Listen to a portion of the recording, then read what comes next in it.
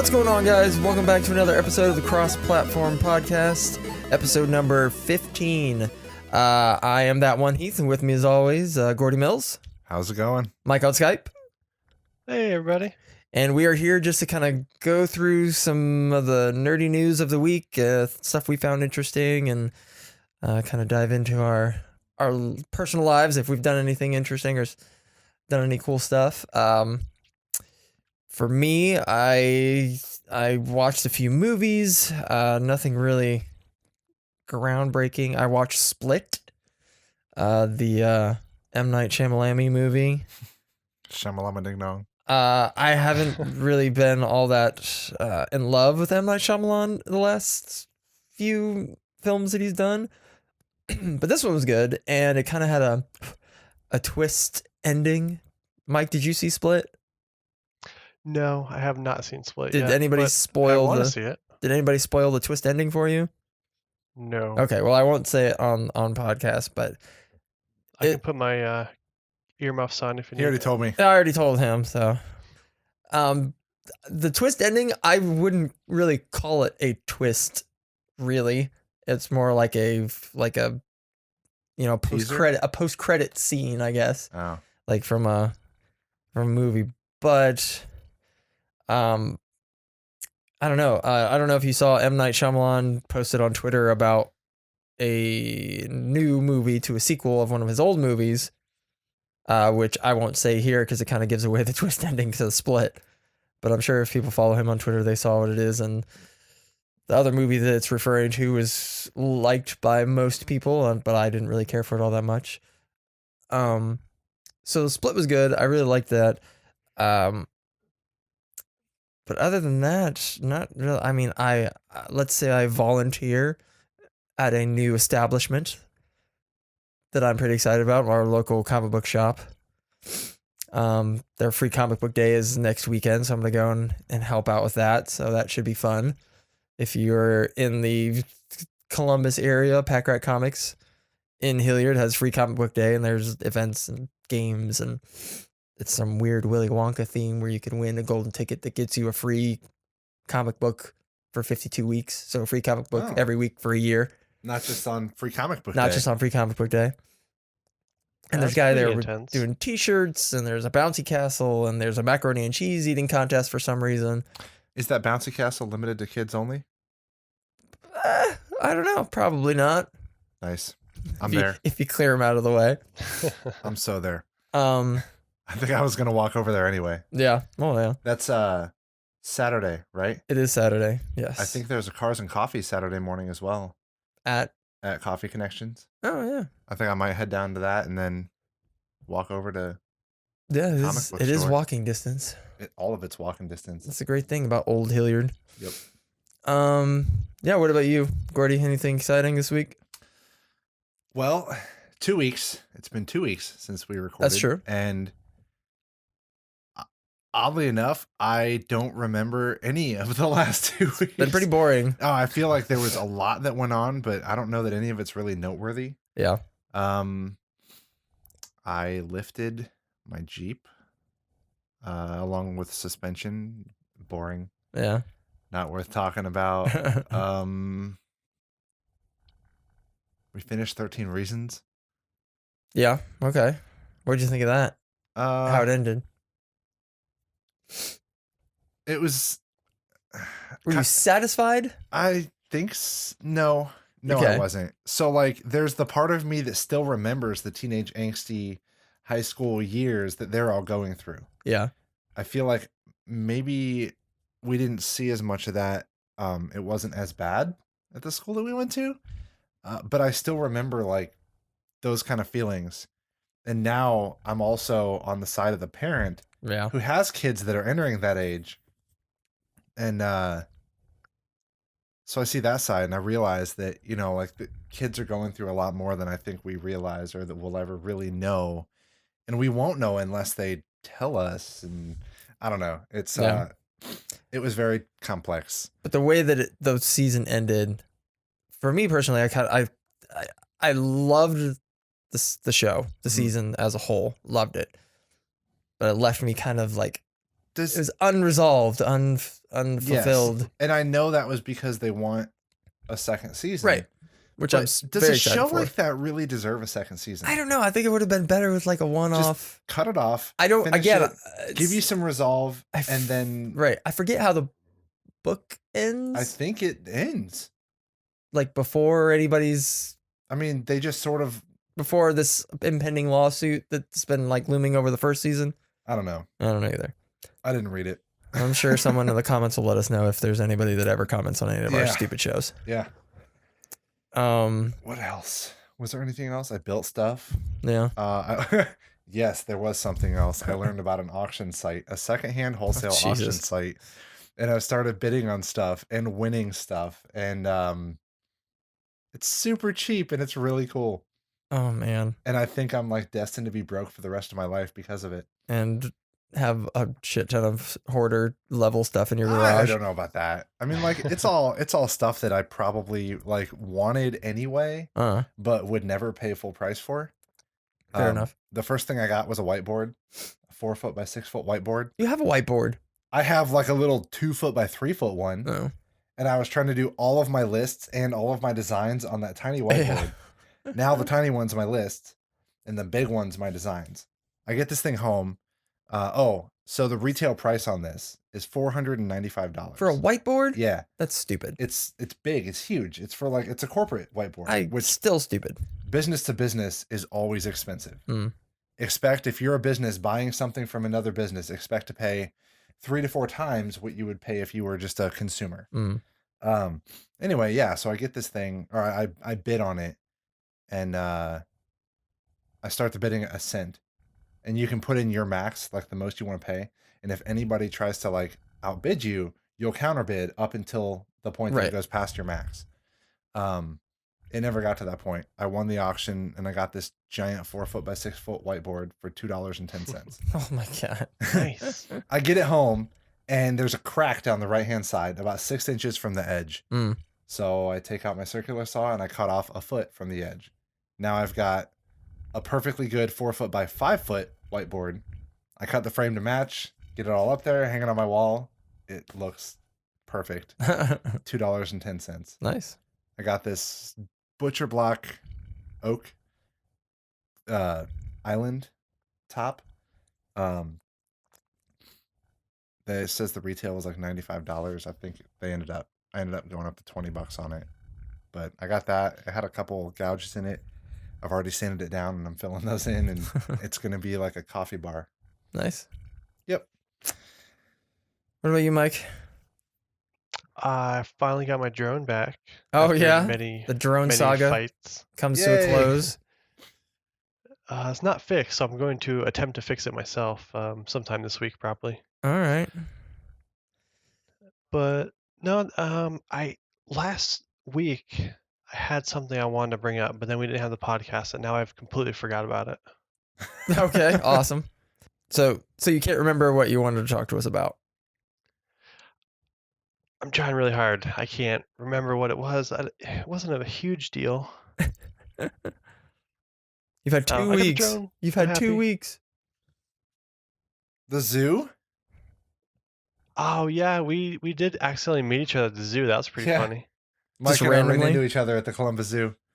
Oh, this wasn't a planned thing? No. I went with my wife and kids and my sister and her kid.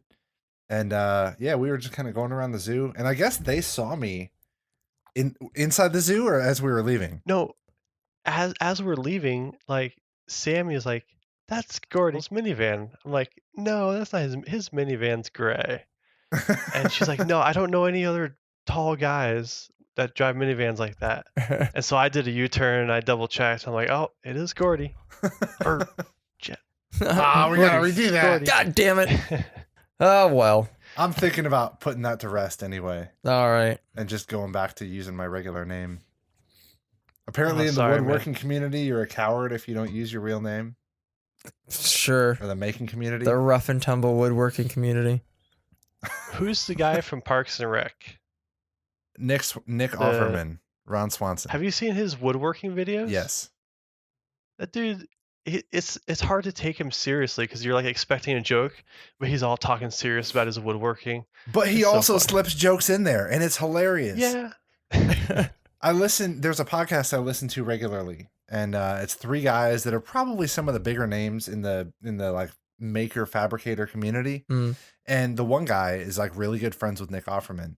So they had him on the podcast, and they were like, Nick, we've heard the story before, but just for you to kind of confirm it, can you tell us how you and Jimmy met? And he's like, oh yeah, absolutely. This goes back probably 9 or 10 years ago. Let me preface this by saying I had never been to a steam bath before. And like, but he said it just like super serious, like he always does. Yeah. I think I just laugh watching him because he's so, like, his character wanna on the hang out with show that is guy. just him, Yeah. basically.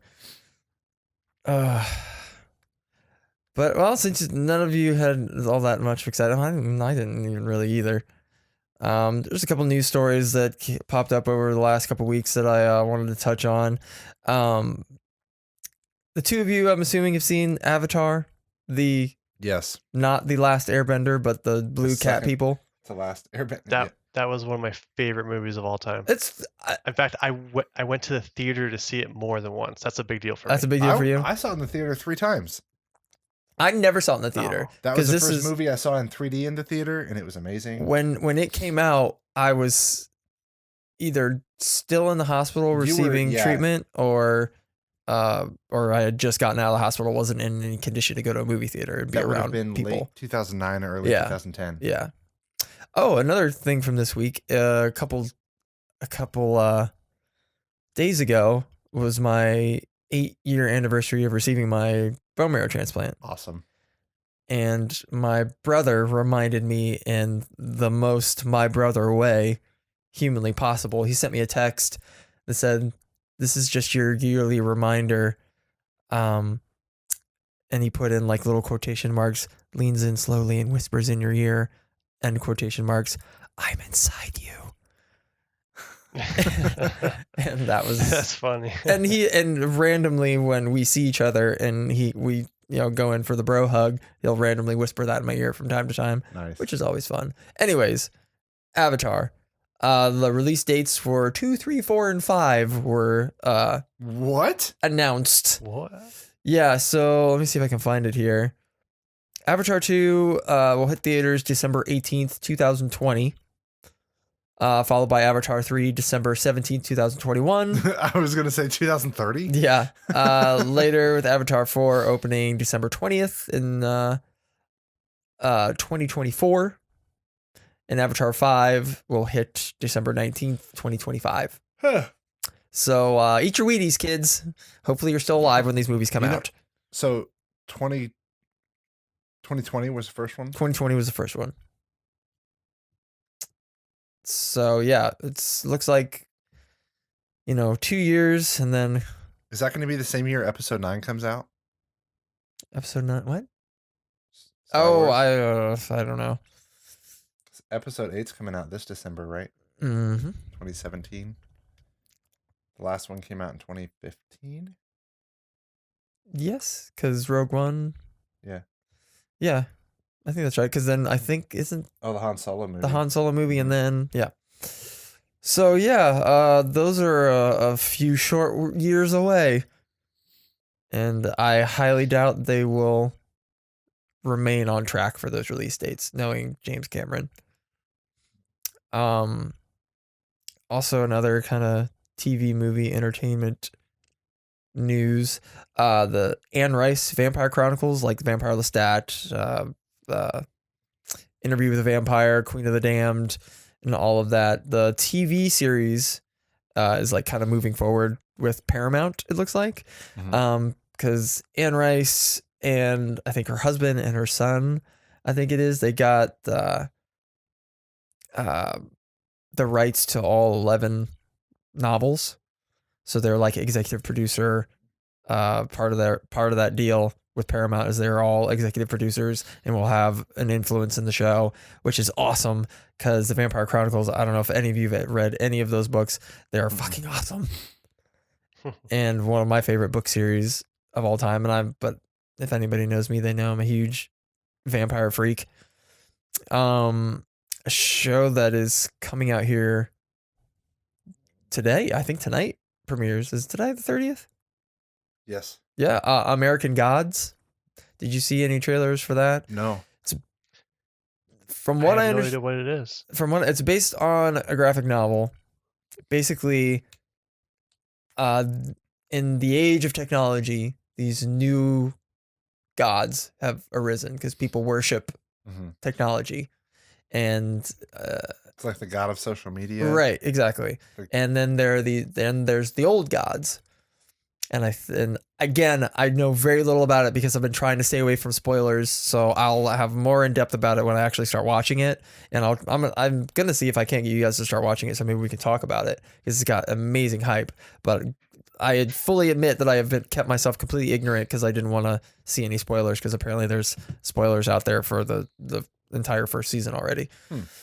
But new gods and old gods, and I think a normal dude that's kind of being ushered through this world that people don't know is there. Again, I may be getting this completely wrong. If so, I'm apologizing. Bottom line, I'm super stoked for American Gods because it looks amazing. There was also a movie trailer for The Kingsman. Mike, did you ever see The Kingsman movie? Like the Secret Service? That was one of those movies that I wanted to watch, and like I kept going, yeah, I'll watch that, yeah. And I never did. But I hear it was really good. It's so good. Like the action's really good. It's funny. It's really violent, and it's kind of vulgar. It's got Samuel L. Jackson in it, so he's cussing all the time. Oh, Sam. Okay. Yeah, it was really, really good. I thought you were talking about that. Do you know what comedy I'm talking about? About the weapons sellers? Free Fire. The new movie? So. Yeah. Yeah. I want to see that too. But Kingsman Golden Circle trailer dropped. I think I posted it on our Facebook page. If you haven't seen it, go check it out. It looks really cool.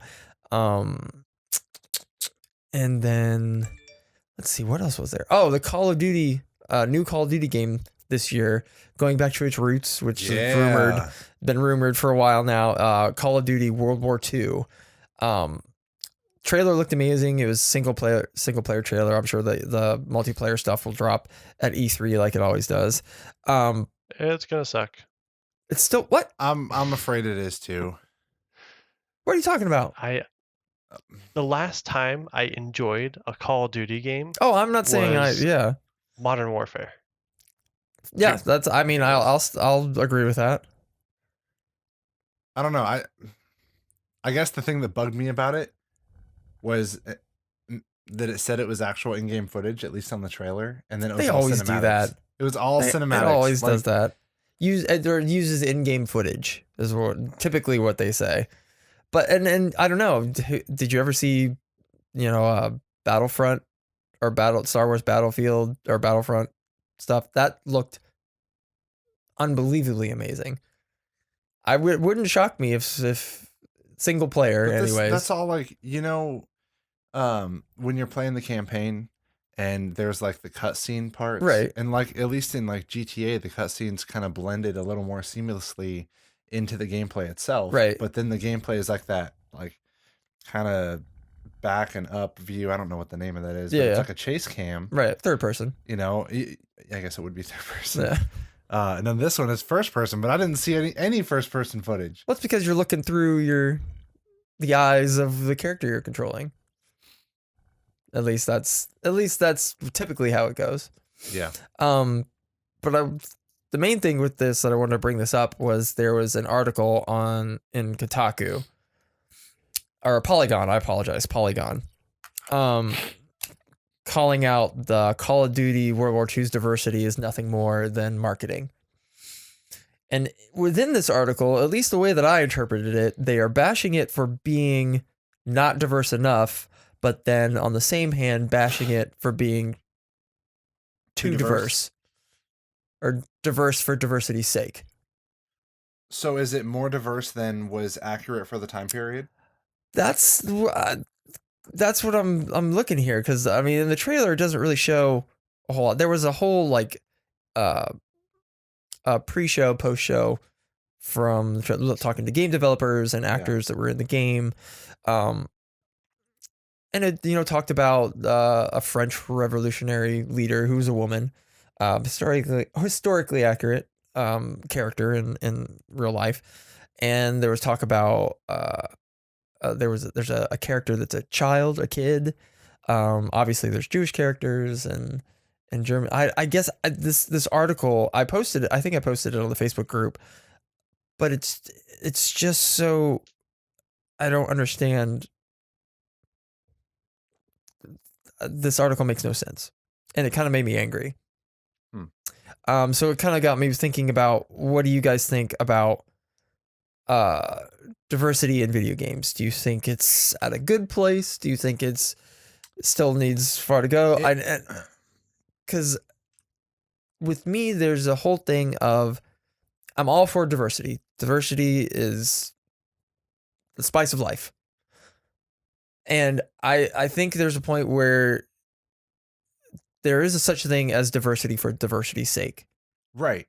And I as long as it's accurate to the period. If you're doing something that isn't modern, like isn't current day, then yeah, the diversity should be accurate. If this is the Civil War, if it's like a game, the Civil War, North versus South, I don't expect to see a bunch of black guys fighting for the South, because they weren't, and so I wouldn't expect to see like a mix of diversity in a game like that. Right. And I would feel like that would have been diversity for diversity's sake, just to not upset the the sensitive trolls. You're right, exactly. And then I see arguments out there that certain games come out, like Horizon Zero Dawn, which the main character in that is a woman, female. And there were so many arguments I kept seeing online, articles about how, or comments on articles that I saw online, where male gamers felt like they could not identify with the main character because she was a woman. I was like, you can't identify with a woman character who's fighting large mechanical dinosaurs in a dystopian future just because she's a woman? That's the thing you get hung up on? I think that's always going to be one of those tough subjects.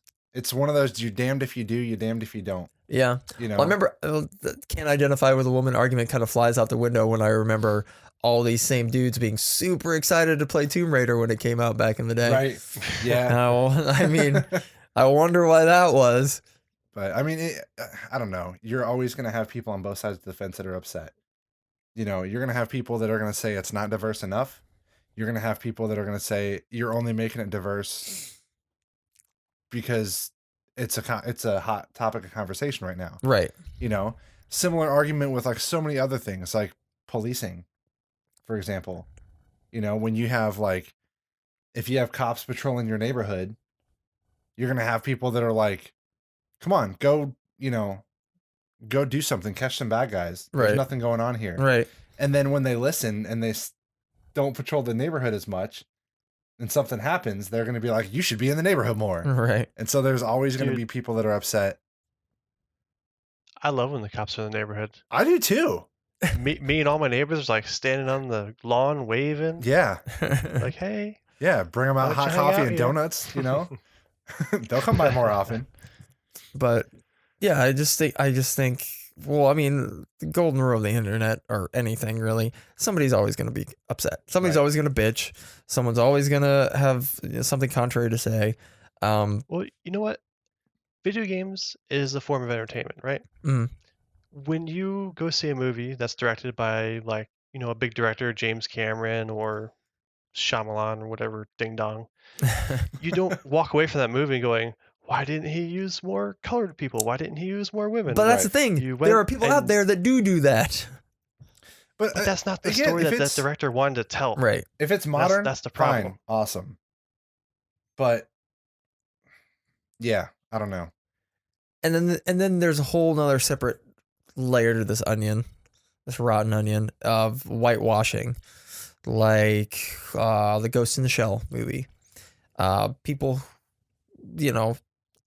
articles that I've seen that generated from the United States, people were upset about the whitewashing of the main character in the movie, because in the anime she was Japanese, Asian, and Scarlett Johansson decidedly not Asian.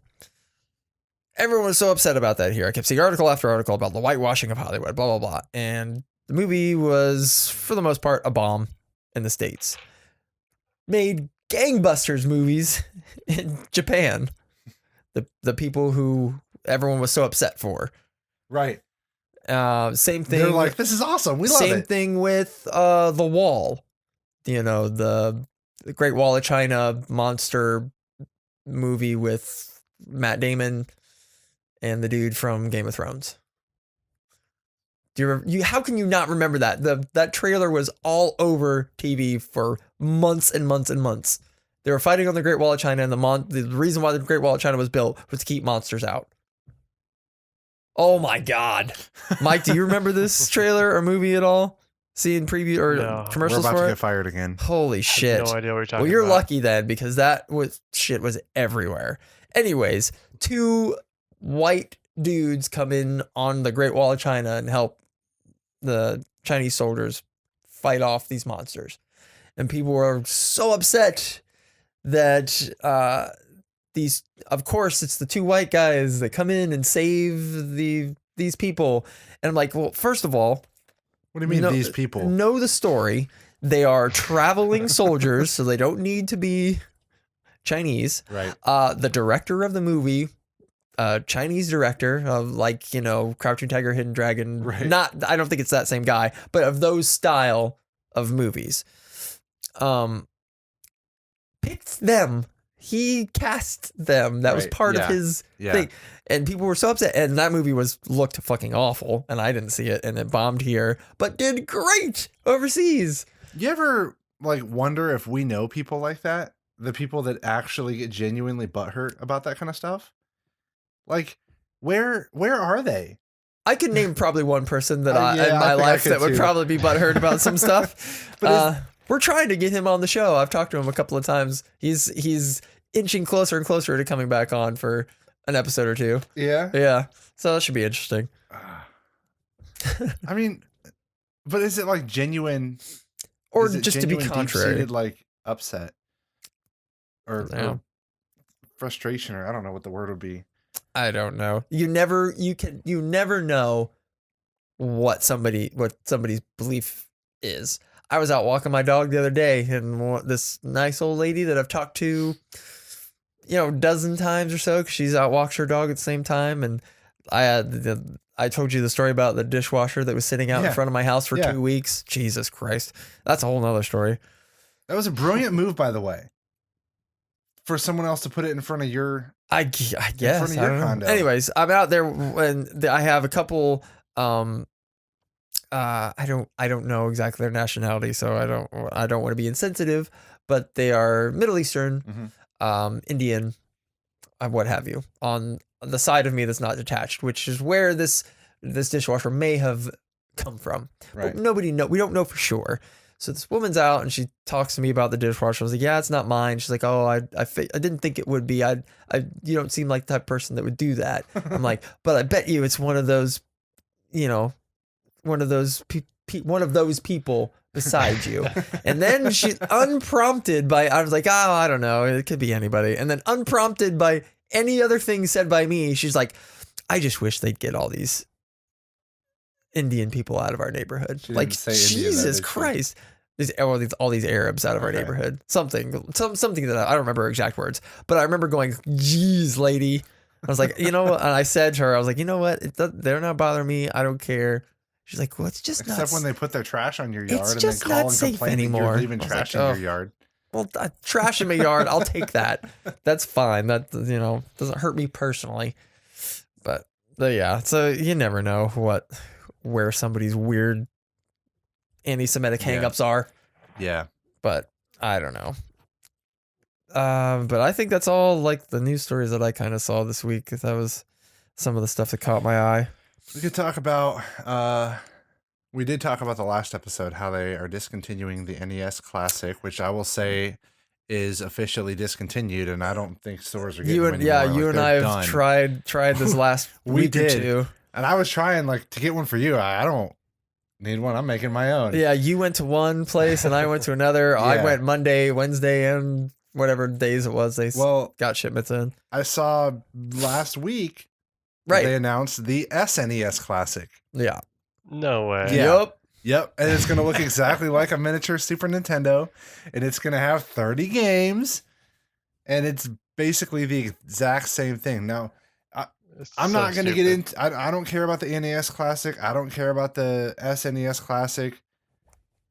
But I if the do. Nintendo 64 Classic has GoldenEye, I might just get it. GoldenEye, have you gone Pilot back? Wings, Super Mario 64, and Mario Kart, and I am like, take my money. Like, shut up and take my money. Give me those 4 games. Have and you I'm gone happy. back and tried to play GoldenEye?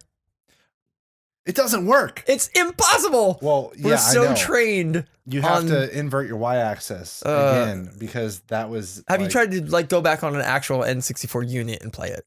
No. Okay, that's impossible because we are so trained Yeah. now, first-person shooters, Right. that right and left and to move. Oh, and this was a couple years ago at this point.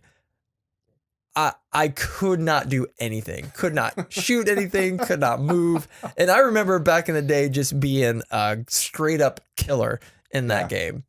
And I could not get myself out of the first room. Oh wow. It was, I gave up before I got to like more than 2 or 3 enemies because I was like all over the place. Nice. The controls on that, like I figured I'd pick it up and be like, yeah, first person shooter. Okay, cool. It is so completely, totally different from what you're used to on a first person shooter. Yeah. I was believe it. embarrassed. I believe I was that. embarrassed at how poorly and quickly I gave up on it. So hopefully if they do make a Super NES, they'll have a controller that I don't know. I did play Mario Or the Kart. N64. I did play Mario Kart. A friend of mine bought an N64, and I basically brought my entire box of N64 games to his house. And I go over there a couple weeks later, and we're playing Mario Kart, doing battle or doing whatever. And I'm like, I want to try the time trials. And like, I'm drifting, like doing pretty good.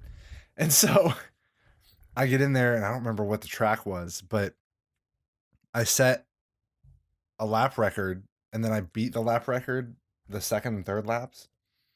And then I set the track record. And it goes to the finish and it shows the leaderboard, and it's like the lap record was the top lap and the run was the top one. I'm like, man, whoever had this game before you must have sucked. And he goes, this is your game. Like, that was my record. And then I went back and beat it, some 25? Yeah. No, 20 That's funny. plus years later. I picked it back up, and the first time through, I That's pretty beat my funny. best record. I have been seeing a lot of gameplay of because the Nintendo Switch, the Mario Kart Yeah. came out, Yeah. and I've been seeing a lot of really intense, like pretty funny, like YouTubers and stuff like that racing each other and just yelling and screaming. So I was like, yeah, it's just the same old Mario Kart. Right. Everyone just yelling at each other. And that watching that and watching the Legend of Zelda game really make me want to seriously consider buying a Switch. That reminds me. This is completely off topic. Okay. Some guys at my work started doing a Nerf thing, like Nerf battles. Like Nerf guns? Yes. Like shooting Nerf guns. They got these large ones. I think they're just called Mega. And they have these really big darts that kind of whistle when they Like a Nerf football, like back in the Yeah. day. Yeah. And it's not for any reason other than like to make the dart not hurt. There's a vent hole. Oh yeah. But that vent hole causes it to whistle. Anyway, every time I hear someone shoot that, it reminds me of the blue shell because like you can hear it coming. Oh yeah. You know that like if you're in first, it's about to rain You down. are on screwed. So, like if you're getting targeted and you hear the like, you know That's really yeah, funny. you know you're going down. I miss Nerf guns. It's been a I lot got of fun. something for you. What? We used to do Nerf wars at my work till HR got really angry at us. So I have a modified gun that you can take into your work. It's ridiculous. I think we're going no mods. However, the end. Oh no, the you end can't strike. tell there's mods in this thing. Oh really? The Yeah. end strike elites basically have all the mods already in them. No, this is mods on top of the Elite. Did you get rid of the restrictor? All right, so are you familiar with the Retaliator? It's like a little handgun. Yeah. Well, inside of it, it's got a spring. Mm-hmm. It's 2-pound spring. Mine's got a 5-pound spring. And I removed the restrictor. And I modified a few more bits and pieces, and it shoots hard. We play with a lot of strong arms, and I just bought 2 disruptors. But it's not like we're just running around shooting. Like, there's, I don't This know, man there's like, had never seen the Star Wars movies, but he's running around playing with Nerf guns. I just want to make that clear to everybody. to each his own, man. What? He's making fun of us for not being into Star Wars, but running around with Nerf. At 30 some years I'm old. not making fun of anyone I that's know, watching that's Star fair Wars. enough. No, but like there's different game modes, and it reminds me of like video games. Oh, you know, sure. where there's like rules to follow. You know, the game Trader, we start with like most people are innocent. One person is an agent, and then 2 people are traitors. And the only people that know who's who is everyone knows who the agent is, and the traitors know who each other are. Mm. And you start it by drawing cards. Whoever gets a specific card, like a jack, is a traitor. Beginning of the game, everyone kind of puts their hands in the middle of a circle, puts their heads down, closes their eyes, and then traitors put their thumbs up and then look up and see who the other traitors are. And Interesting. then the idea is innocents have to identify and kill the traitors. Traitors have to kill everybody. And you want to basically lie and sneak your way to convince people that you're And you kill them with But with a Nerf gun. a Nerf Yeah. gun. why wouldn't the traitors just automatically shoot all the innocents as soon as everybody open their eyes? Because there's more Because innocence. normally there's like 2 traitors and 6 innocents. Okay, that makes sense. Yeah, the more innocence, then yeah. Then there's other ones like infected. You start with 2 infected. Everyone else is There's a PlayStation VR game like this. yeah. Yeah. Well, this one like we're in a room and we have to everyone has to find this sheet that tells you the order. It's 3 different colors. And then you have to go to these stations that they're like power stations or switch stations. There's an LED light you got to turn on that's a certain color, and you got to get them in that order and then get to an evac point. And if you get tagged by an infected, you fall, you die, Mm. and then after 10 seconds you become infected, which basically dying is just sitting down. You get back up after 10 seconds. When you're infected, you don't have your gun. And then you just walk around, and you can't run. You have to walk or power walk. Yeah. Which worked to my advantage. Yeah. You're a big dude. Yeah. And then that one was a lot of fun. You can kill an infected. They go down, they come back up after 10 seconds. That does sound like fun. Yeah, there's a game, I think it was on Steam and it was on PlayStation VR, where it's like you're basically sitting on the VR version, you're basically sitting around the campfire, and somebody in the group is a werewolf, and you have to figure out who it is before Nice. the full moon. I think that's based off a card game, right, Werewolf. Right. Yeah. That game's really fun. Yeah. I'm starting to get into card games. Yeah. We need to have game nights.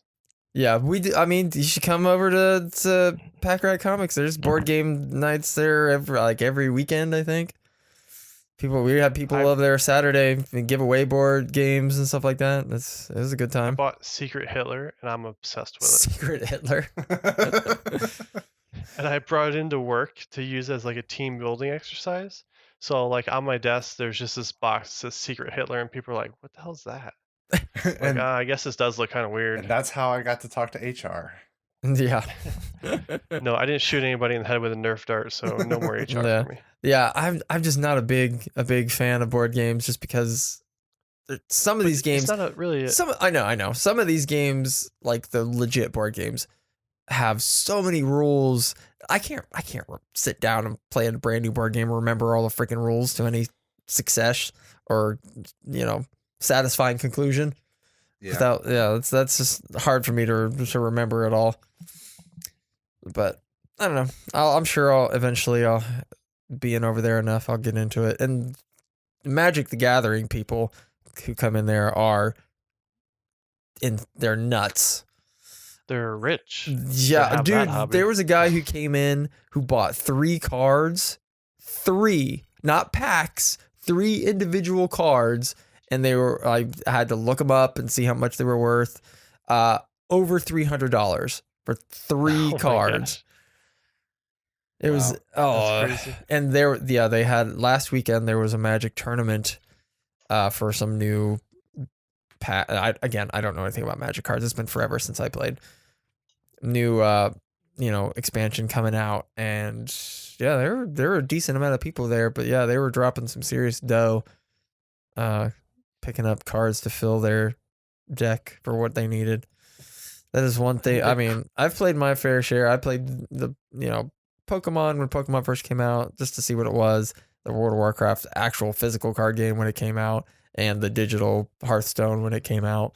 I'm just not good at those games. But everybody else, Magic Gathering's been going on for freaking ever. Yeah. So there's, obviously they're doing something right. And the craziest thing about that is like you buy all these super expensive cards, and they're only good for like 1 or 2 years, and then a new series comes out, and they're basically useless. Right. There's some stuff that's, you can use older things, but other stuff gets like banned or tweaked to the point where the old card isn't good. You have to get the new version of the card. I don't know how it works. I'm probably talking out of my ass right now. I have no idea. I'm trying to figure it out. Yeah, I'm still learning.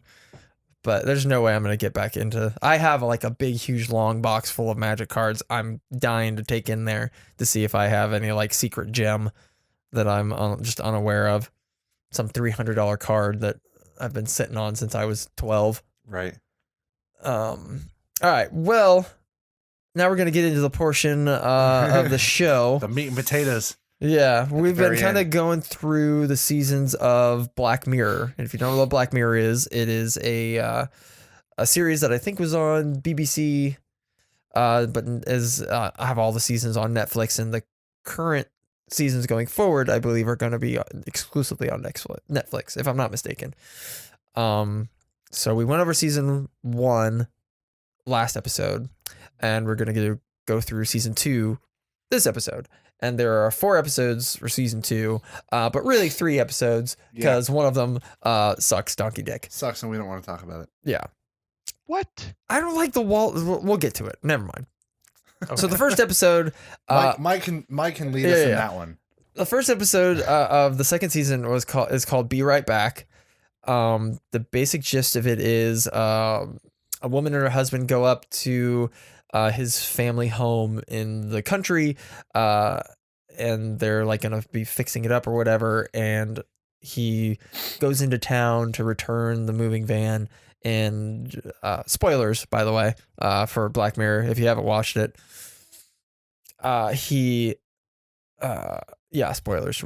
Seriously though, real spoiling the shit out of this. So if you haven't watched it yet, turn this off and watch them. So he goes into town, and dies in a car accident. Never comes back, and leaving his wife in this place all by herself. And at the funeral, she's approached by a friend or a family member who says she can sign her up for this thing that will let her talk to him again. It's supposed to give them a chance to say goodbye. Right. Say a proper goodbye. Right. And basically what it is, and again, most of these episodes are set in like a not too distant future. Mm-hmm. So that, obviously different technology and more sci-fi than normal. But basically, it is a program that will go over all of your social media, and emails and photographs and videos, and basically build. Not videos. What? Not videos. No. Just photo. Just text. Oh. Anyways, basically builds an avatar with the same personality. Yep. And you can speak to it. You can chat with it online, and then she goes one tier. Right, she goes one step further. And it's phone conversations, and that uses video. And that uses the video, right. And then she goes one step further. Right, the final tier is you can order a droid? I mean, an android, I guess, A a robotic, robot. yeah, person.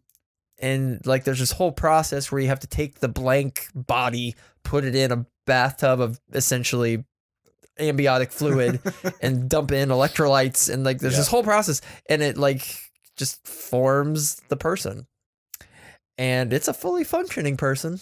Fully. As the show goes into detail about. But I just kind of want to talk about the implications of a technology like this, Yeah.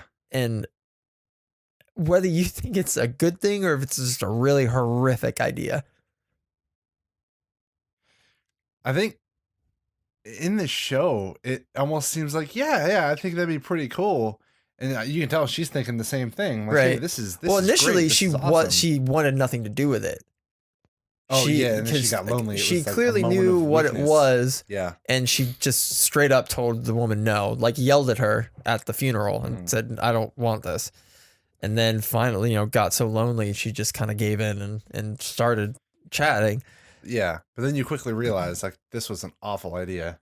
And I mean, when this thing's in her house, yeah, and it's it's clearly nothing like her husband. I mean, it is, and it isn't. It looks like him and has his voice, but doesn't understand sarcasm and doesn't like right. understand the kind of things that can't really be programmed. That kind of have to be learned through an entire lifetime of experiences and social cues, and yeah, It's creepy.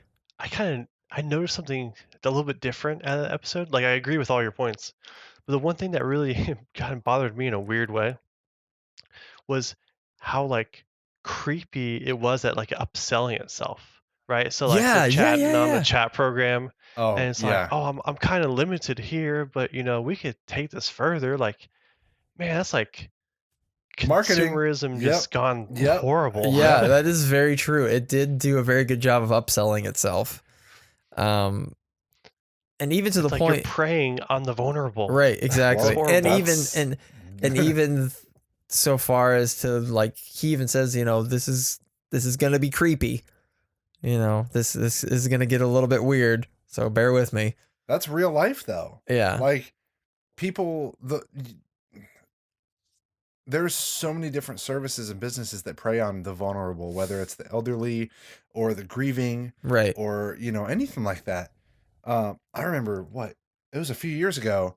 Somebody was like, it was on Facebook, and someone posted, "I'm trying something out. Do me a favor and just respond with 'I'm so sorry.'" And so everybody was responding to this post saying, "I'm so sorry." And then after like 5 or 6 of them, the option appeared to send somebody a gift. Like, yeah. Oh yeah. Yeah. Huh. And so it's like, I don't know. It's well intentioned, but Yeah. kind of schmarmy at the same time. And it's kind of weird, like her like dependency on it. Sorry, I'm gonna sneeze. Excuse me. Her Leave it yeah. You put that at the end. Her dependency on it, like when she was in just the talking on the phone phase of it, she found out she was pregnant. By him, Yeah. actual him. And as she was leaving one of her doctor's appointments, the ultrasound, she dropped her phone and broke the phone, and she freaked out because she thought she had killed him or lost him or whatever. Yeah. But then she bought a new phone and ran home and plugged it in and blah blah blah, and like just the terror she felt that it happened again, that she lost him again. Right. You're gonna lose people. It's gonna suck. But something like this would I feel like it would damage people more. Yeah. Yeah. But it is really cool. It reminds us to just cherish the time that you get with people. Yeah. And so I guess the main thing is, if this technology was available and God forbid something happened to someone you loved, would you use it? no. Not any part of it? No. Not the text or phone? Mm-mm. Mike? God, that's a hard question, man. Like I want to say no, but I feel like vulnerable me would like do it anyways. Yeah. I don't know. I can't. It's hard to answer that one. I feel And like that's it the would. best part about the show. Yeah. For me, it would kind of depend on, like, just for an example, if I said something really awful to this person before they died, and didn't get a chance to apologize or make or whatever, I might use it for that, just for, but it's not real closure. So I don't know if Right. I would get that sense of, if I did it just for that, just to say goodbye and that I was sorry, if I still feel that same sense of closure if it was actually with the real person. So, I would say it would have to depend on the scenario. This episode in particular sort of hit close to home for me. Yeah. I know that's a weird way to go into it. So the closest person to me that I've ever lost was my grandmother. She passed away the week of high school graduation. Mm. And yeah, she was probably one of the people I've been closest to ever. And so this is what, June? Fast forward to like August, I'm just starting college, and I have this dream that I talked to her on the phone. And in the middle of this conversation with her, I realized, like, wait a minute, you died 3 months ago. How am I talking to you? And that's sort of when the whole thing fell apart and got weird. And I Yeah. woke up almost in like a cold sweat, and I was like, what the hell just happened? And then I want to say it was like another year later, I had another dream that she was in. But in this dream, it was kind of like that. It was like there was this cryogenics or like company, this lab that could resurrect people, and they would be exactly as they were, Yeah. like, as you remembered them. Mm. And it was like having them back in your life. And we chose to do that with her. And like we brought her on vacation with us, and she just kept insisting on like carrying our luggage, taking our luggage everywhere. And throughout the course of this dream, she started like rotting, and like skin started drooping and sagging and like falling Jesus. off. Yeah, it went from like this great, awesome, oh my God, it's so great to have you back moment to like, no, we probably shouldn't mess with this. Yeah. You know, it's time to Yeah. say goodbye. And as morbid and weird as that is, that was sort of like the closure. And it wasn't like this was unexpected. She, you know, she was sick for a long time, passed away. I had a chance to actually have the, you know, it's been great conversation, which is weird by itself. Yeah. But yeah, that when I saw this episode, it kind of reminded me of that dream. And that's why I was so quick to just say, nope. Because like, it's time that you leave that alone. Yeah. And there's a lot of like really little subtle things in this episode that was really interesting. Like when he was still alive and they first got there, she picked up this picture of him as a child, that he looked like, you know, a funny moment, but it was like really one of the worst days of his life. And because a family member of his, our brother or something like that, passed away, and then his parents immediately got rid of all of his stuff and put it up in the attic, which that was in the beginning of the episode. Okay. But by the end of the episode, you know, we flash forward a little ways. She's since had her child.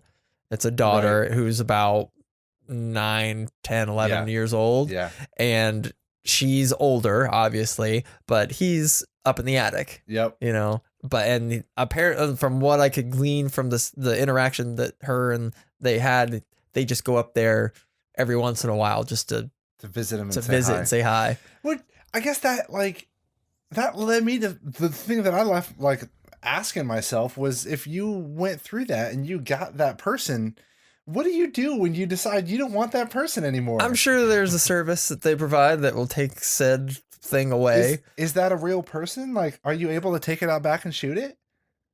I mean, you could, I'm sure. Are there laws against that? I don't know. That'd be a good episode. I mean, don't let the neighbors see it. Android human rights. Right. But so that I think that is one of my favorite episodes. Really? Yeah. I thought that episode was weird. Yeah. That one, when I first watched it, you know, last year, yeah, that one kind of got me. So the second episode of the season is called White Bear. I don't even know where to start with this one. This one was kind of different from some of the ones we've seen previous. Yes. Still kind of set in a futuristic future. There wasn't a whole lot of future tech in it. Not really, no.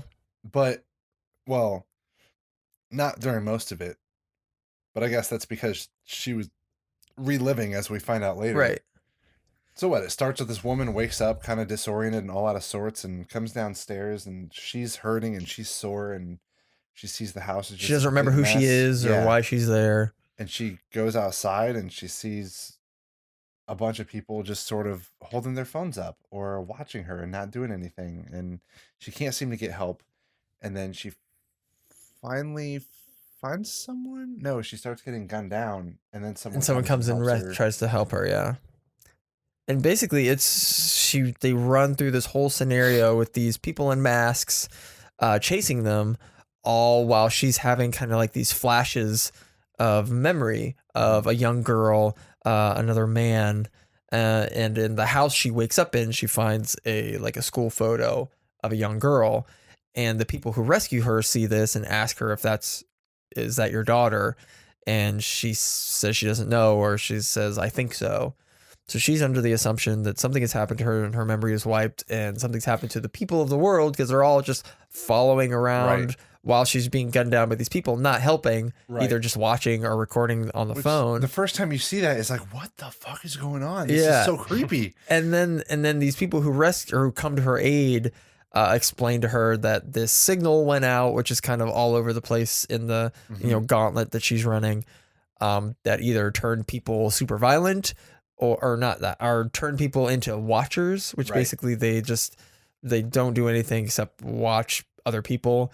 And then there are the people who weren't affected, and a small population of them who just decided, well, they can do whatever the hell they want now. Right. So those are the people in masks hunting them down with electric knives and shotguns and whatnot. So basically she's put through this whole ordeal, this big torture thing, and the goal of this scenario is for them to try to get to this electrical relay to shut down the signal. Right. But when she gets there, the whole thing kind of just stops and a big door swings open and there's an audience and everyone's clapping and cheering, and the people who were chasing her and the people who were helping her all start bowing, and it's this whole elaborate setup that she has no idea what the hell's going on, but everybody else is Right. in on it. It kind of was like very Truman Show-esque. Yeah, very Truman Show. Like realizing, oh, this is all And entertainment. what it ends up being, it's entertainment for the people who are watching. The watchers Right. are all customers of this park. Yeah. And the people who are helping her and the people who are chasing her are all actors, staff in this park. And basically what it is, it's a prison Yep. turned into entertainment. And again, that's like taking reality TV a few steps further than it is now. Right. And the reason why this woman was there is she was having the flashbacks of the girl and this other man.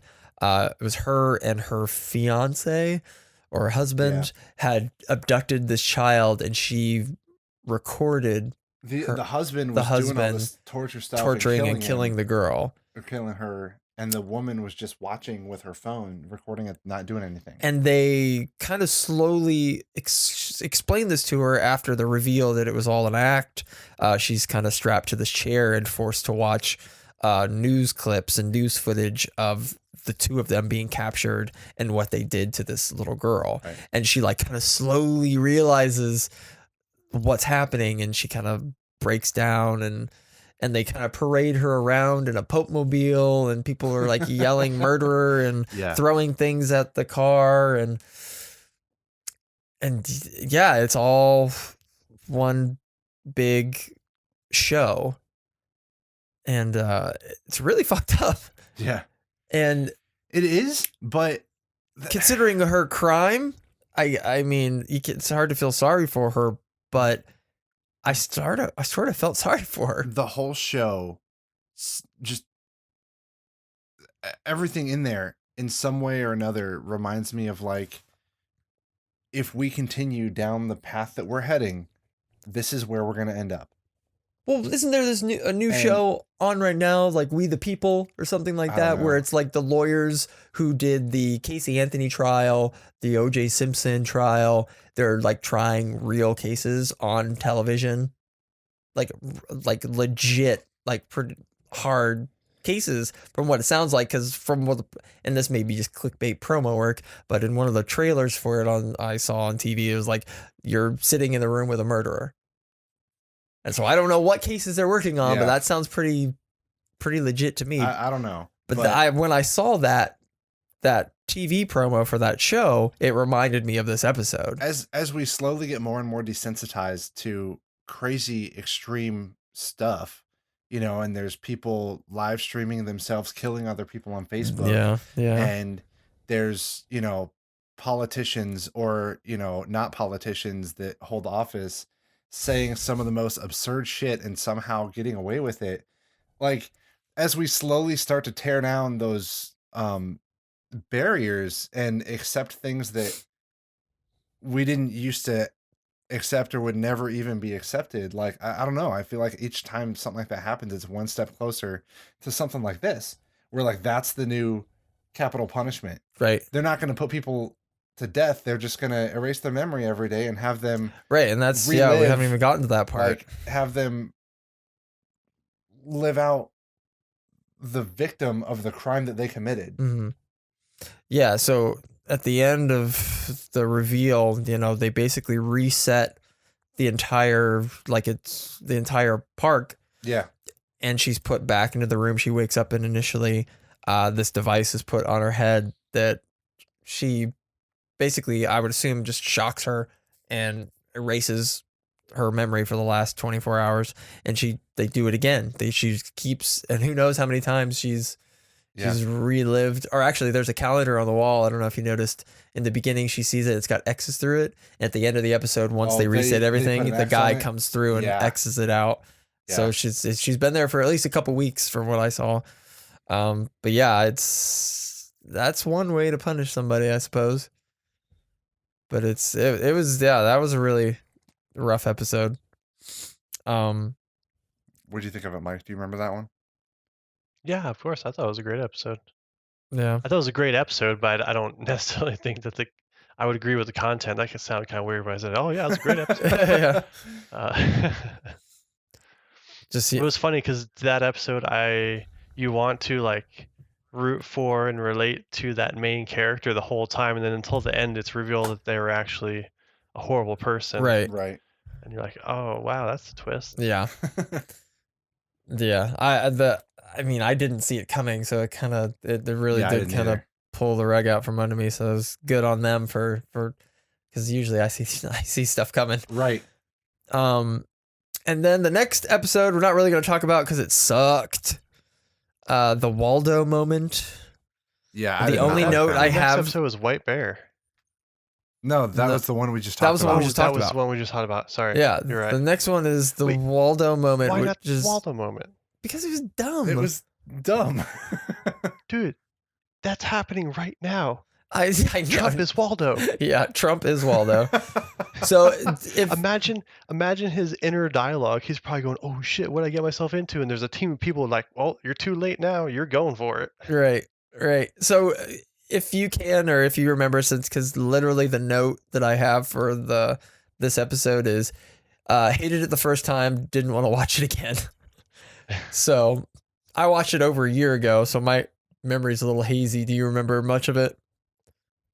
Essentially, there's a political race between two people, a legitimate politician, and then this guy playing this character who on a whim was like, "Yeah, sure, I'll run, whatever." And it's like, a really giant, vulgar, not politically correct. Isn't it a giant like bear on a television screen?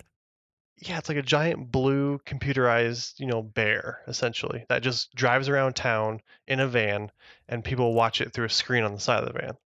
And so, like, he's being crazy, and then they're like, "Oh crap, he's got a chance." And so the guy who plays the voice is like, "Whoa, this is getting a little too far for me." And then he tries to pull back, but the people who own the character are like, "Nope, we're going to take this all the way. We're getting this guy in office." And so someone else starts playing the character, and then he gets elected, and shit starts going south, and then the original voice actor is shown in the last scene, kind of like homeless and not have a lot going on for him. Yeah. You remember those parts? I do. Yeah. Ish? It's just, I don't know, that for whatever reason that one didn't resonate with me, but again, I watched it before all this shit went down in the real world, so it is a little bit more topical I guess that's true. than when I originally watched it. But yeah, it was, man, now that I really think about it, that is what's happening today. We got this orange puppet with people working in the background trying to get him to, Did you guys? And people related to him strictly because of the fact that he was saying not crazy politically shit. correct and Yeah. just something Yep. different. Holy hell! Yep. I guess speaking of, but a little off topic. Did you guys see the Simpsons clip? There was no, a you don't- Simpsons don't clip talk that about? was like talking about his first 100 days in office. I know we try to keep Oh, it I not gotta find political that. here, Yeah. but dude, it is funny. And the thing that makes it that much funnier is that it's the Simpsons who are on Fox.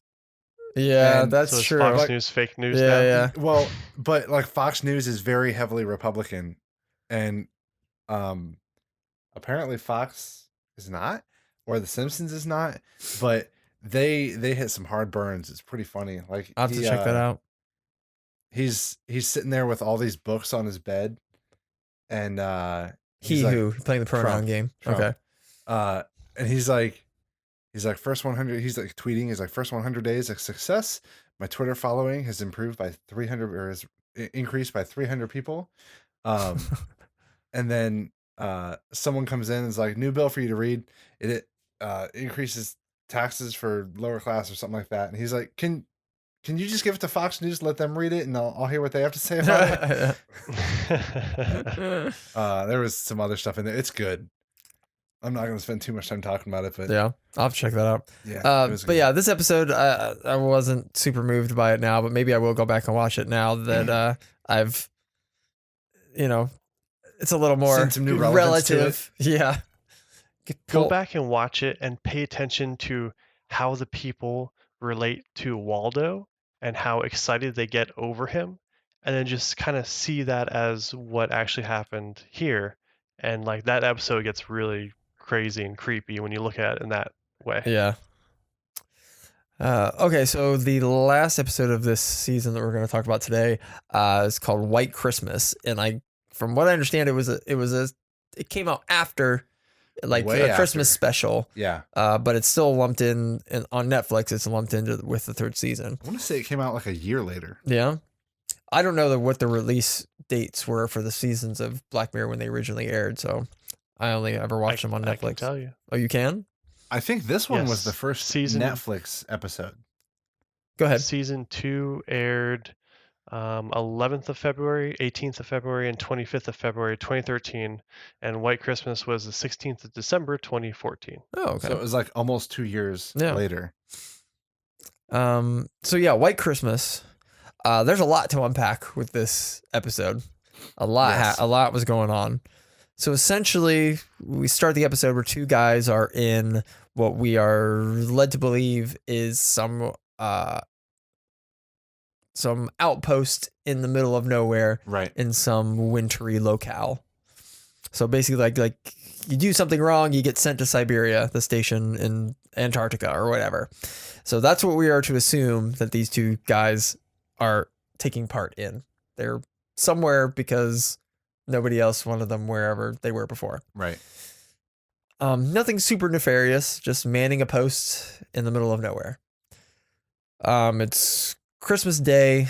John Hamm is, probably the most notable actor in this episode. From what we're led to believe, the two men have been there for a while, but they don't really talk. So John Hamm is trying to break the ice with this guy by making a Christmas dinner. So they sit down, start to drink. He tries to get him to open up, but before doing so, kind of opens up about himself, which leads us to the first part of this hour-and-a-half long episode, which they were asking, or he was having the quiet guy asking John Hamm what he did for a living, which I thought was really funny when his first guest was something in advertising Yeah. because of Mad Men. I thought that was really cool. A cool little nod. But he explains to the guy that he used to be part of this. I mean, again, futuristic. I'm going to call it a dating app, where essentially he is a dating coach, but the person he is coaching is live out at a bar in the field, wearing an eyepiece, an earpiece, so John Hamm's character can see and hear everything that character is doing, and also instruct him via the earpiece to help him get women. And also there are the other subscribers to the service are also watching this all go down and throwing in little bits and pieces of their advice along the way. So this, nerdy guy goes into an office party, hits on this woman. They have a connection. He says something to her that kind of really flips the dynamic, and she's like, I want to take you back to my place right now. Yeah. And then it kind of takes a drastic turn. So the woman he picks up is a bit of an outsider, and so they kind of connected via that route. But if you go back and listen to it, knowing what is, because I was watching it for the second time, so no, I knew what was going to happen. Yeah. So I saw the little things where the misinterpretation happened. So essentially, the way that he was talking to her and she was responding to him, essentially she takes him back to her place, and she thinks that he's asking to. Right, I don't even know how to explain it well. She thinks that he's basically asking for help with euthanizing himself. Yeah, she thinks that he also wants to commit, that he's waffling back and forth on whether or not to commit suicide. Right. And so, but go ahead. Well, go ahead, finish your thought, because I don't know if you're going to get to what I was going to say or not. So okay, well, the conversation that led to this, like she was speaking very vaguely, and he was speaking very vaguely, and she was thinking that he was talking about killing himself, and he was thinking she was just talking about life in general.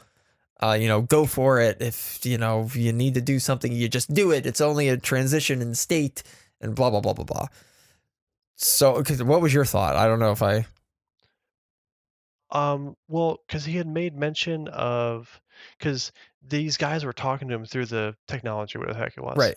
And she walked in as they were like mid-conversation. Right. And he made a joke about how, oh, it's just the voices or whatever. Right. And she was like, oh, and then later on, a little bit later, once they get back to the apartment, she reveals that she has heard the voices too. Right. So there's like this, like he was using a technology, but she was obviously mentally ill. Right. So I think it was more along the lines of she was wanting to help him get rid of the voices that had plagued her for so long, not necessarily that he was saying that he wanted to kill himself. Yeah. I guess. And yeah, so basically she makes him a drink, and it's a Drano cocktail, essentially, and John Hamm and his followers are basically watching this woman murder this guy. And instead of John Hamm's character calling the police or whatever, he's like, burn everything, delete everything, blah, blah, blah. And that kind of ends his backstory of why he's where he is. Do you ever see any of the Harry Potter movies? A couple. So I don't remember which ones. The woman is one of the characters in the later Harry Potter movies. So I just thought that was cool. So we cut back to the two of them in their little shack in Siberia. And we also got introduced to a little piece of technology in John Hamm's backstory, when his wife finds out that he was part of this thing. Yeah. And blocks him. Which is essentially everyone has these eye implants. and you can literally with a little remote block someone like you would block someone on Facebook, and it blobs them out. Like they're a gray static in your field of vision. You can't hear them, you can't see them, any images of them, videos of them, or anything like that is completely blocked out. You pick up a photo, you see a gray blob. You watch a video, you see a gray blob. Right. Which is that in itself is insane, and they don't really touch on it that much yet in that episode. It's just kind of there at that moment. And then he talks about another job that he had with the cookie, taking a person and implanting a device in their brain that extracts their basically consciousness, and then they can remove it and place it into a device. That's right.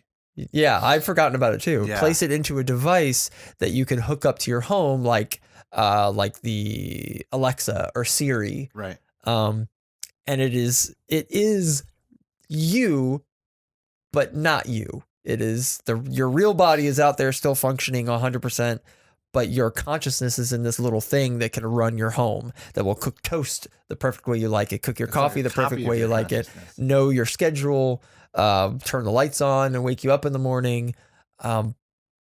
But this little device, the consciousness inside of it, doesn't know that it's not the real person. Right.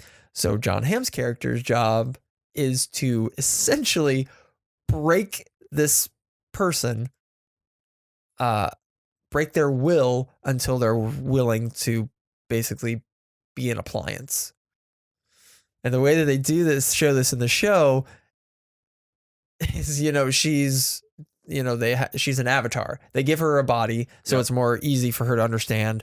And John Hamm's character is sitting in front, and she's looking at him like, let me out. Where's my real body? And she won't comply with his instructions that he wants her to do because he's trying to set up, quote unquote, this app. So she refuses to help. So he's like, okay, well, how does 3 weeks in solitary sound? So basically he sets a timer on the app, and 3 weeks go by in 10 seconds. Right. And it pops back in, and she's there all disheveled, like, oh my God, don't do that again, blah, blah, blah. And he's like, okay, you ready to go to work? And she says, no, I'm not doing that. And then she's, I don't know, what was it, 6 months or some long extended period of time, and lets that go. And 6 months pass for her in 30 seconds. And then when he does come back, finally, she's so eager to do something that this entity is finally broken. It has become this app, which I think is the process in which this device gets made is really barbaric and really shitty. Yeah. But the product itself is really, really cool. If it didn't involve essentially so inhumane. If it didn't involve essentially torture, right, I would be totally cool with it. But again, it's not a real person. It's a copy.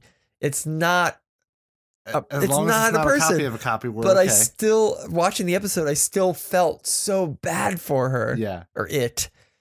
And I don't really know where I come down on the fence with that. I would love one of those things. I can't remember shit. Do you like your cell phone? I love my cell phone. But my cell phone You don't think there were some children or people that's not the same. Were involved in manufacturing that phone? No, that's not the same. I know when I turn off my iPhone at night, it's not crying beside my bed. Yeah, I don't have the conscience of a little child inside my phone. I have of a soul of a child sitting inside the processor of my phone. I don't have to convince it to make a fucking phone call. At least that I'm aware of, unless Steve Jobs lied to us this entire time. It's possible. It's possible. Oh God, are you frozen again? You're giving us the death eyes. But yeah, so I would love one of these devices as long as it didn't involve that. But from what I understood, maybe that's what Alexa is. Oh shit! No. Next time I'm around one of those devices, I'm going to ask if she's trapped in there. Have you guys seen the live stream of the 2 Google Homes talking to each other. No, that sounds terrifying. It's hilarious. I saw clips of it. There was also a guy who took like the Alexa and an iPhone and like an Android and had them all talking to each other. It's pretty funny. Yeah. We're getting there, man, with Cortana and Siri and Alexa and all this other stuff. Yep. It's not too far away. So the final story in The White Christmas Is the other guy in the shack with John Hamm is kind of, he finally drinks enough or gets comfortable enough to tell his story. And basically what his deal is, he and his girlfriend get pregnant, and she doesn't want to keep the baby, and he gets super upset. They have an argument, nothing crazy, just an argument, and she blocks him and just keeps the block on. Right. So he can't talk to her, he can't see her, but I mean, every once in a while he's like stalks her outside of her work and sees her and tries to talk to her, but obviously he can't. And then finds out that she's left the city, left her job, and so he has no way of tracking her down. But he remembers that every Christmas she would go to her father's house in the country. So one year he goes and kind of stakes out the place and sees her walk in, but he could tell by her outline basically that she was pregnant. So she ended up keeping the baby. Yep. So he goes back every year and he sees that there is a child, but because blocks work on children of whoever's blocked, the child is fuzzed out as well. And years pass and he keeps going, and finally one year he could tell by the shape of the child that it's a girl. And so now he starts leaving little presents every year. And then one year his ex whatever dies in a car or a plane crash. And when you die, the block is lifted. So he could see all her pictures, he could see all her videos, but he could also see the child. Mm-hmm. So he goes the next Christmas, he goes and waits for the child to show up, and he sees her out there, goes up to her and says hello, and she turns around and she is Asian, which homie is British, Caucasian, right? White dude. And then you kind of realize in the background of the story there was a Asian coworker, best friend type thing, and they do little flashbacks of them kind of side glancing at each other with different interactions that they had in the past, and you realize that, oh shit, this is why A, she didn't want the baby, B, why she was afraid to tell him or whatnot, why she blocked him. Yeah. And so he kind of loses it and doesn't really accept the fact that what is happening, because he goes into the house where her father is and he is shocked to see him, obviously. And he just keeps asking, where's my baby? Where's my daughter? Where's my daughter? And he gets so upset that he bashes the grandfather over the head with a snow globe or something, kills him. And the little girl had, before the argument took place, the grandfather told her to go and hide or go to the other room. And the little girl went and hid in her room. And in his like panic of bashing this old man's head in, he leaves. And then we cut back to John Hamm and the guy as he's telling the story, and John Hamm's like, what happened to the daughter? And just like, she tried to go get help, and she ended up, like, I guess we're led to believe she died in the snow trying to go get help. Right. And then all of a sudden John Hamm's character is like, yes, did you get that? I told you I'd get it, blah, blah, blah, blah. Come to realize that this whole scenario is one of those cookie devices. Right. That they implanted this cookie thing into the other dude's head while he was in prison, extracted it, and sent John Hamm's character in to get a confession out of him, Yeah. essentially. And then he gets it, and he comes out of the scenario, and it looks like he himself is also in prison, but this is kind of part of his. That's his way of getting out. He's trying to get released early by doing this good thing, doing this thing for them, essentially. Right. But the lawyers or the police officers or the correctional officers or whatever, leave the consciousness, the cookie that this guy is in, and now realizing that he's just confessed to a crime, is going crazy inside the little machine, and they like crank it up to like 1,000 years per minute or something like that. So the dude's basically just being tortured. Yeah. Again, it's not a real person, but yeah. So John Hamm's character is like, "Hey, I did this thing for you. Are you gonna do this thing for me?" And they're like, "Yeah, but with some restrictions." And he's blocked in a certain way because he's on the register, which they call it. They're like, you're on the register, which I'm assuming that means felon. Right. Because it's like a sex offender registry. Right. Like, okay, yeah, I guess that's true because of his crime, the murder, So wasn't it that he was like blocked from everyone? He was blocked from everyone, and everyone, he was blocked. Like, it goes both ways. Yeah. Like, they can't see you, you can't see them. But his blocked avatar was bright red. So everybody knew either it was, that's a sex offender. That's the new thing to identify sex offenders, or a criminal, or someone with a record or whatnot, which is really fucked up. It's like the party tags. The what? Party tags? What the hell is that? Oh, the when you get a DUI and you have to like have the different colors. Get the yellow tag. Yeah. At least yellow here. But yeah, so he didn't really make out all that well in the scenario anyway. That one was messed up. That episode was a really long episode, or a longer episode, and it had a lot going on. Yeah. And that is probably my favorite one. That's my favorite of the season. Yeah. This is probably my favorite one of all of them. Definitely not mine. No? No. We haven't got to yours yet? Season 3 had a lot of my favorites. Okay. I really liked season 3 a lot. Yeah. So, I don't know. That cookie thing, I think, would be a cool thing if it were modified to the point where like you could set up scenarios for your consciousness, but you can link those memories back to you, like you actually live them. So you set up a cookie and you set up a scenario where you're in a tropical island for a week, and then you implant that memory into your actual body, like you actually lived it. Why don't you just go to the tropical island for a week? Sometimes you can't. Why not? I don't know. You could do it in a minute and have those memories. Yeah, memory is not the same as experiencing it. True, but it's better than not having it at all. I don't like the idea of a snapshot of your consciousness and every memory you've ever had being stored on something that someone else can do anything with. Yeah, that's true. Yeah. Well, didn't they say? Was it this episode they say? Oh no, that was the one where they took. Never mind. I don't know what I'm talking about.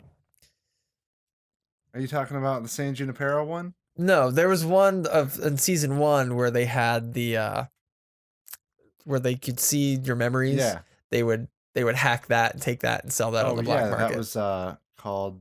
Oh, what was that called? We talked about it. Yes, we did. Last time. The entire history of you. Yeah, that's it. But what was the term when someone would get hacked? Splicing or spliced, something like that. Spliced. Yeah.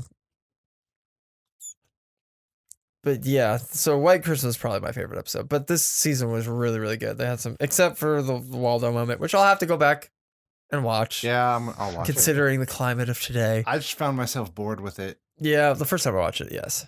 It reminded me of the first episode of the first season. Of just like, I don't know. That one held my attention because I didn't know what the hell's going on. But yeah, so what we plan on doing, since there's no Walking Deads right now, there's no Game of Thrones right now, there's no Westworld right now, and since we don't really have a show, I might try to convince these guys to do American Gods if we can get everybody watch, because it's on Stars. If we can get people episodes in some fashion. We might do that if we find it good enough to want to have conversations about. But for now, I think the plan is we're going to do every other week. And next episode, we're going to do the first half of the third season because there are, I believe, 6 episodes in the third season. So we'll do 3 and 3. If that's cool with you guys. Yeah. Just to kind of spread it out a little bit. Yeah. Isn't there 7 episodes now? I don't. Oh, yeah, that's There's 6. There's no, 6. there's a new one. But I think that's that 6, including the one we haven't seen. There's one that was released like this White Christmas that was an I hour thought and a that half was long that 7. I haven't seen yet. Well, the one that's an hour and a half long is the very last one of season 3. It's the 6th episode.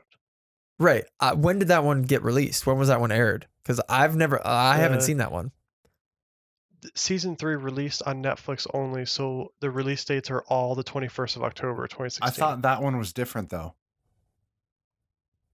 It's different in the fact that it's really long episodes. Was that the Wasp one? Yeah, the last one is called Hated in the Nation. It is 89 minutes long. Oh wait, I remember that one. I think. I'm gonna have to look it up because I don't. In case you guys didn't know, I have the Wikipedia article up, Right, which is no, why yeah, I I've been able to figured. give you all the good facts. I just looked at. I was looking at it on Netflix before we started recording, and you know how on Netflix, if you've watched something, like it's the red bar is full. This one, it showed like I hadn't watched it before. Wait, what? That's called. Okay, there was one called Dance for Me, right? Shut Up and Dance. Yeah. That's the 3rd episode Okay. of the 3rd season. What was the one of the wasps that were going after? Hated in the Nation, the last episode. Okay. All right. Yeah, I've seen that one. I'm sure I must have seen it if it was all released on the same time, but I don't know. It just doesn't show up on my Netflix apparently. But all right, so yeah, that's the plan going forward. Again, you can find us on Facebook at Cross Platform XP, and there we put up our YouTube videos, so you can go to our YouTube page. Again, if you're out there, I noticed we got a couple more likes on the page this week, so that's great. And hopefully you're listening to these episodes, and if you are, give the episode a like when it posts. And please leave a comment or a critique or whatever. Anything you want us to cover or talk about or think that we might enjoy, please let us know. But yeah, if you guys don't have anything else, I think we'll wrap it up right there. I'm good. All right. Well, I'm that one, Heath. I'm Gordy Mills. And we'll catch you next time.